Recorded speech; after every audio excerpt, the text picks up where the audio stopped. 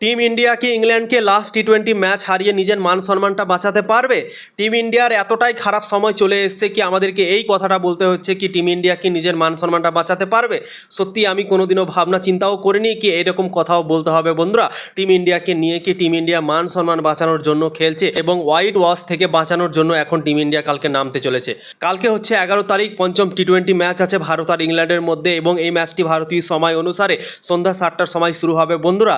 এবং team India 3-0 already এই সিরিজে পিছিয়ে আছে। কালকে যদি এই ম্যাচটা হেরে যায় কোনোরকমভাবে তাহলে কিন্তু হোয়াইট ওয়াশ হয়ে যাবে ইংল্যান্ডের কাছে এবং ভারতের মান সম্মান সব কিছুই কিন্তু ধুলোয় মিশে যাবে বন্ধুরা। তোমরা একবার ভেবে দেখতে পারো, যে টিম 2024-2026 সালে চ্যাম্পিয়ন হয়েছে সেই টিমের হাল এইরকম হবে আমরা স্বপ্নতেও কোনোদিনও ভাবতে পারিনি এবং আমাদেরকে এই কথাটা বলতে হবে কি টিম ইন্ডিয়া মান সম্মান বাঁচানোর জন্য খেলবে, এটাও আমরা কোনোদিনও এক্সপেক্টও করিনি বন্ধুরা। যেভাবে আমাদের প্লেয়াররা পারফরম্যান্স করেছে মাঠের মধ্যে, ফিল্ডিং থেকে নিয়ে, ব্যাটিং থেকে নিয়ে, বোলিং থেকে নিয়ে কোনো জায়গায় ভালো পারফরম্যান্স দিতে পারেনি এবং তাই জন্যই টিম ইন্ডিয়ার হাল এরকম হয়েছে।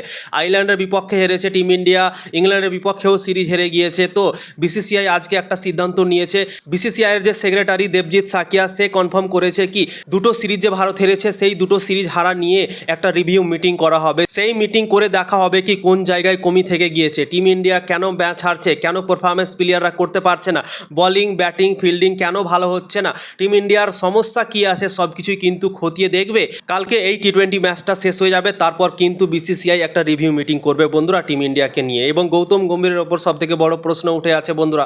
তো কালকে যে ম্যাচটা আছে পঞ্চম টি-20 ম্যাচ ভারতের জন্য ডু অর ডাই ম্যাচ। কালকে এই ম্যাচটা হার হালে ভারতকে জিততে হবে, না হলে কিন্তু বিশ্ব ক্রিকেটে মান সম্মান কিছুই থাকবে না টিম ইন্ডিয়ার। টিম ইন্ডিয়া বিশ্বের নাম্বার 1 দল এবং ইংল্যান্ডের কাছে যদি 4-0 হোয়াইট হাউস হয়ে যায় তাহলে কিন্তু পুরো বিশ্বতে টিম ইন্ডিয়াকে নিয়ে চর্চা হবে এবং টিম ইন্ডিয়ার হাল যেরকম হয়েছে এই সিরিজে মনে হচ্ছে কি ম্যাচ জিততে পারবে না বন্ধুরা। কিন্তু এটা ক্রিকেটে বলা যায় না কোন দল কখন ম্যাচ জিতে যায়। একটা দিন যদি টিম ইন্ডিয়ার ভালো যায় তো টিম ইন্ডিয়া কামব্যাকও করতে পারে। আমরা জানি টিম ইন্ডিয়া চ্যাম্পিয়ন দল, হয়তো 4-5টা ম্যাচে টিম ইন্ডিয়ার ভালো পারফরম্যান্স হয়নি কিন্তু যে প্লেয়ারগুলো খেলছে সেই প্লেয়ারগুলোর কাছে ট্যালেন্ট অনেক আছে, কিন্তু সেই ট্যালেন্টটা কয়েকটা ম্যাচ থেকে আমরা দেখতে পাইনি বন্ধুরা। অভিষেক শর্মা, বৈভব সূর্যবংশী যেভাবে ক্রিকেট খেলে সেই খেলাটা তারা খেলতে পারেনি। ঈশান কিষান 6টা ম্যাচ থেকে ফেল হয়ে যাচ্ছে। শ্রেয়াস আয়ার মোটামুটি খেললো ঠিক আছে, কিন্তু তিলক বর্মা যে আছে, তিলক বর্মা প্রত্যেকটা ম্যাচে কিন্তু অনেক দিন থেকে ফেল হচ্ছে, তা সত্ত্বেও তাকে খেলানো হচ্ছে। শিবম দুবে আছে, শিবম দুবেও ভালো পারফরম্যান্স লাস্টের দিকে এসে করে যায়, 3-4 ওভারে এসে ব্যাটিং করতে আসে, তো সেখানে ভালো পারফরম্যান্স এতদিন সে করে এসছে।